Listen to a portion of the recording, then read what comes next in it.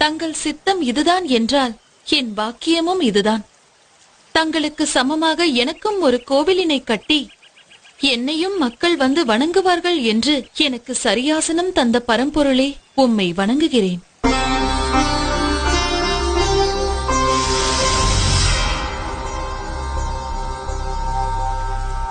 மகிஷ சம்ஹாரம் முடிந்த பிறகு ஐயப்பனை அழைத்தார் பரமேஸ்வரன். மகனே, உன் பிரிவால் வாடிக்கொண்டிருக்கிறான் மன்னன் ராஜசேகரன். அவனை ஆட்கொண்டு முக்தி அளிக்க வேண்டும். அத்துடன் நீலிமலையில் சபரி என்ற பக்தை உன் தரிசனத்திற்காக காத்துக் கொண்டிருக்கிறாள். அவளுக்கு அருள் செய்து மோட்சம் அளிக்க வேண்டியது உனது கடமை.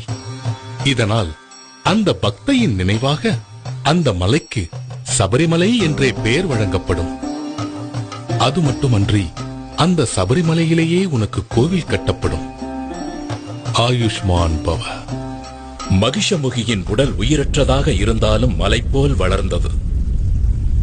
அப்படியே போனால் சூரிய சந்திரனையும் மறைத்துவிடும் என்று தோன்றியதால் ஐயப்பன் மகிஷமுகியின் உடலை பாதாளத்தில் தள்ளி கற்களால் மூடினார்.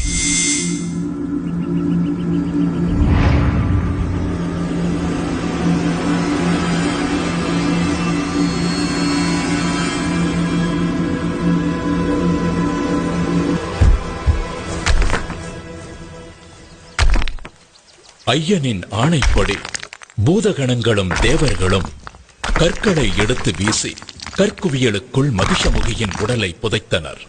அப்படி கற்களால் மூடப்பட்டு மகிஷமுகியை அடக்கம் செய்யப்பட்ட இடமே கல்லிடும் குன்று என்ற பெயரால் அழைக்கப்படுகிறது.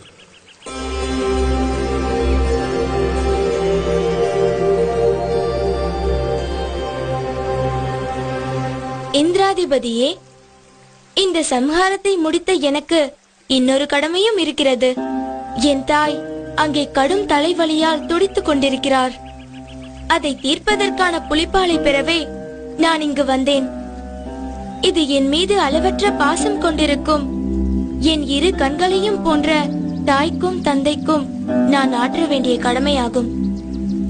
எனவே புலிப்பாலை பெற தாங்கள்தான் எனக்கு உதவ வேண்டும். நிச்சயமாக எம்பெருமான் பரமேஸ்வரன் கட்டளைப்படி நான் பெண் புலியாக மாறி பால் சுரந்து தருகிறேன். ஆனால் நீங்கள் இந்த குவளையை கொண்டு போய் மகாராணியிடம் கொடுத்து, இந்தாருங்கள் புலிப்பால், உங்கள் தலைவலி தீர இதிலிருந்து மருந்து தயாரித்துக் கொள்ளுங்கள் என்று சொன்னால் அவர்கள் நம்ப வேண்டுமே. அதனால் நானும் உங்களுடன் வருகிறேன்.